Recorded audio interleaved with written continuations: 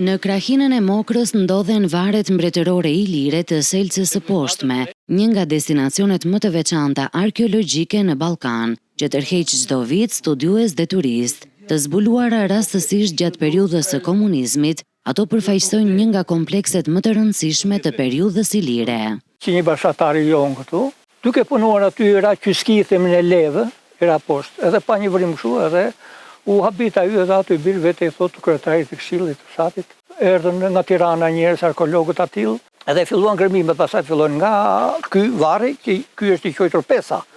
Nga ky varr dhe varret e tjera. Zona ka potencial të madh turistik, rikthimi i emigrantëve dhe investimet në turizmin rural mund të zhvillojnë më tej këtë trev, por kërkohet më shumë mbështetje institucionale. Këtu turistët vinë dhe nuk gjejnë shërbim. Vinë sa vizitojnë, shikojnë këtë bukurinë natyrore, kënaqen me atë dhe nuk shijojnë atë pjesën e gatimeve tradicionale apo të gjërave të ndryshme që ofron kjo zonë. Banorët e këtij fshati, cilët janë larguar, kanë potencial ekonomik për të ardhur për të investuar këtu. Do rikthehen përsëri, do investojnë në shtëpitë e prindërve ose të gjyshërve. Një shembull i tillë është Ilir Oparaku, i cili është kthyer nga emigracioni dhe ka ngritur një bujtin në zonë, duke ofruar për vizitorët eksperjenca të veçanta në natyrë. Ikëm që në moshën 15 vjeç, tash vajtëm të 21 vjeç, 20 vjet punuar me emigracion, tani ja kemi lidhur, jetojmë këtu.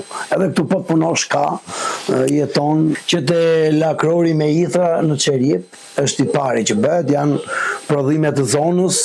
Këtu prodhohet pekmes, prodhohet në Arden, ka poshtë fshati me petka, kulaçi që ka qenë traditë që në kohën e të parë thanë. Varet i përkasin shekujve të 4 dhe të 3 para erëson dhe lidhen me qytetin antik ilir të Pelionit, ndërsa studiuesit besojnë se një pjesë e madhe e historisë të kësaj zone mbetet ende për t'u zbuluar.